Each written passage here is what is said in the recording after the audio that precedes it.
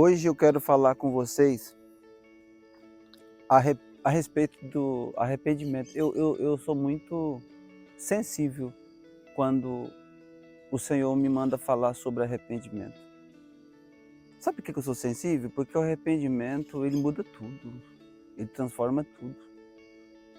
O homem, ele pode ter perdido tudo, fracassado em tudo.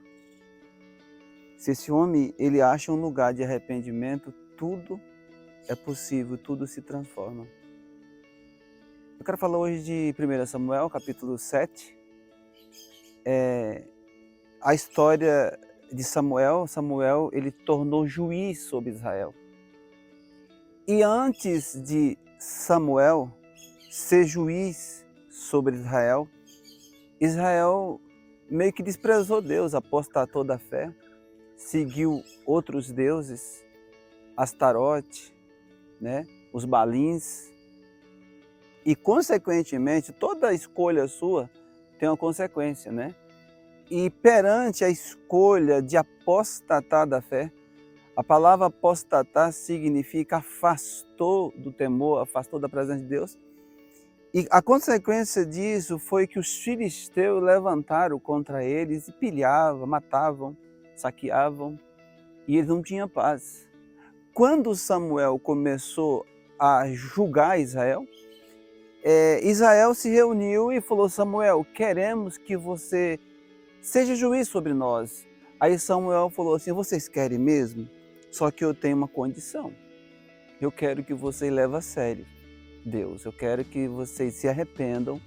Quero que você procure um lugar de arrependimento. E essa palavra eu quero falar com você aí, que às vezes está frio, está desanimado. Sabe aquela sensação que está faltando algo? Esse algo é se derramar de verdade. É como aquela mulher que quebrou o vaso de alabastro e derramou sobre Jesus. Nós temos que derramar nossa alma, nosso ser, nosso tudo para o Senhor. E ele falou: não, Samuel, vamos fazer isso sim. Então ele chegou no lugar chamado Mispa e falou: eu quero que amanhã vocês todos vão para um lugar chamado Mispa, quer dizer torre de vigília. A palavra Mispa significa isso.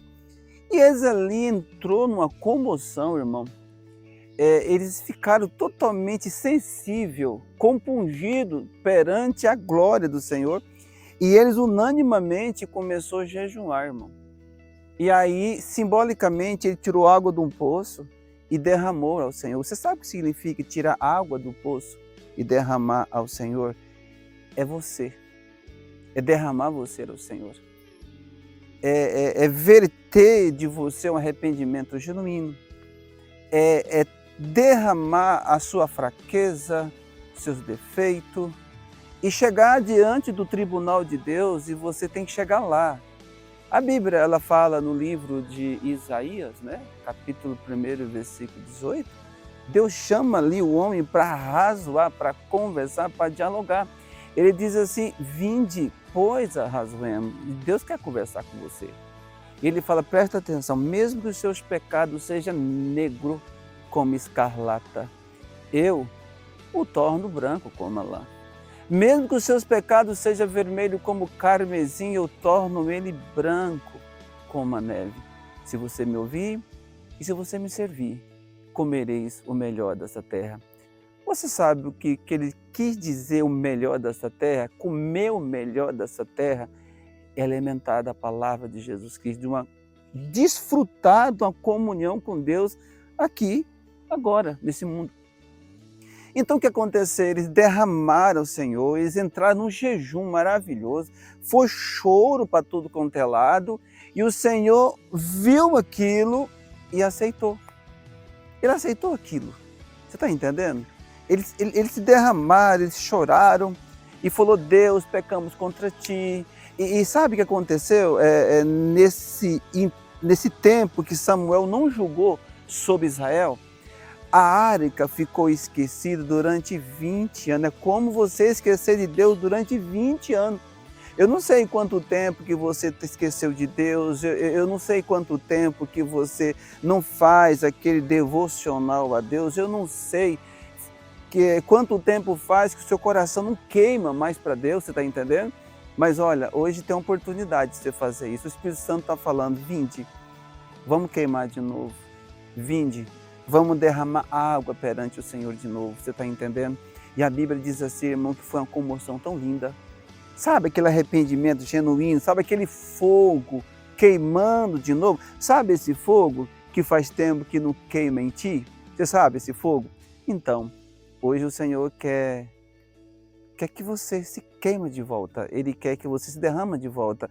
Aí você vai falar comigo assim, não, mas eu fiz tanta coisa contra Deus, não sou digno. Não, você é digno sim. Você é digno. Você pode começar agora. Pede para Deus, o que eu quero te aconselhar hoje? Pede para Deus um lugar de arrependimento, que você vai encontrar. Você está entendendo? E aí naquele momento, irmão, foi lindo, maravilhoso, e todo aquele povo clamando, sorrindo, outros cantando, outros chorando.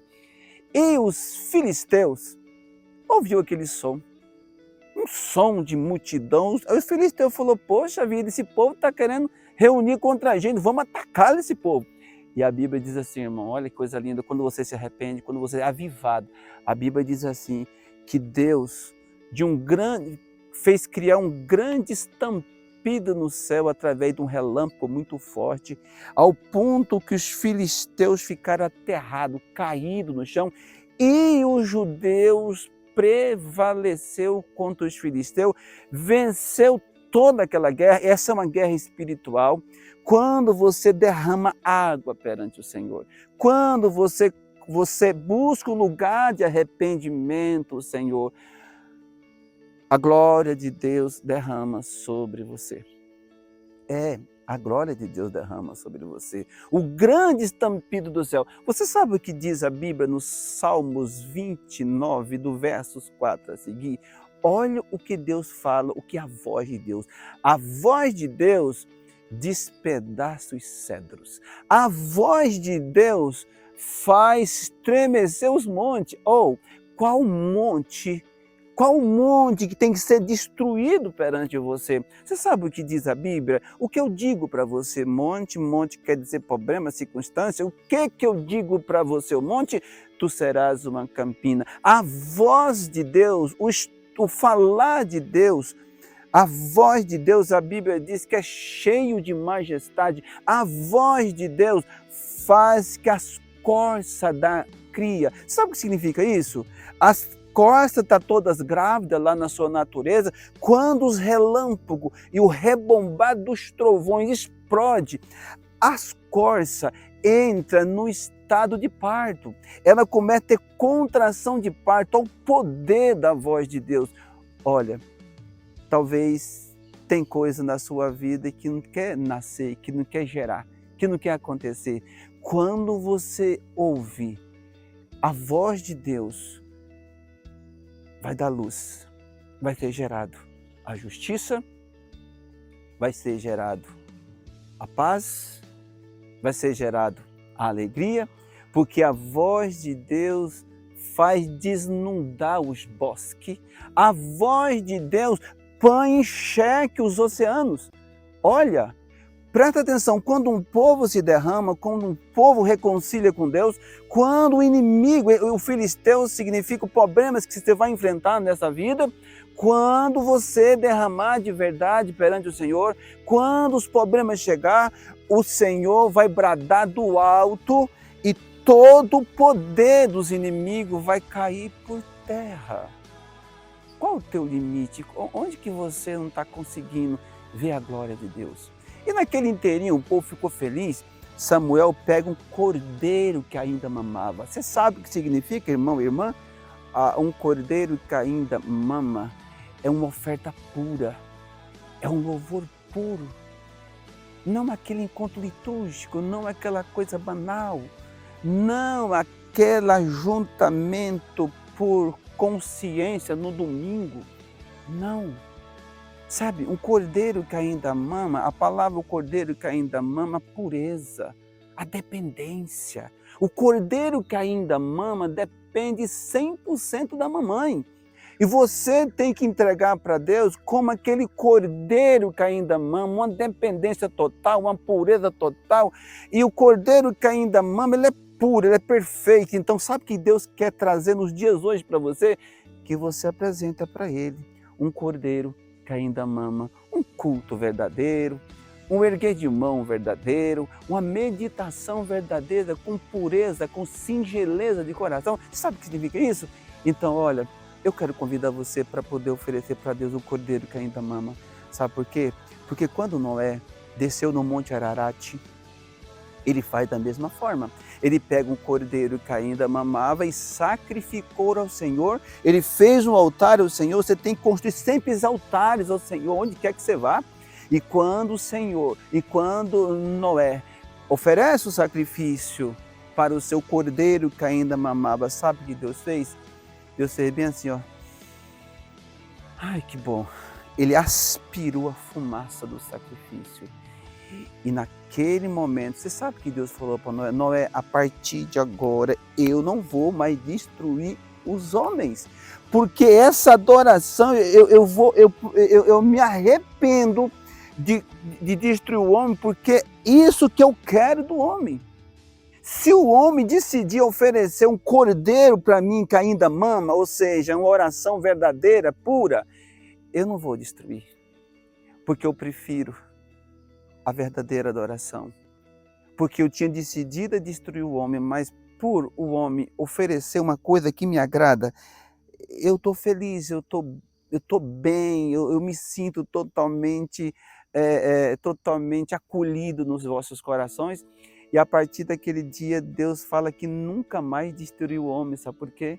Porque um homem decidiu oferecer uma oferta de verdade, um louvor de verdade, um cântico de verdade, um culto de verdade, um jejum de verdade.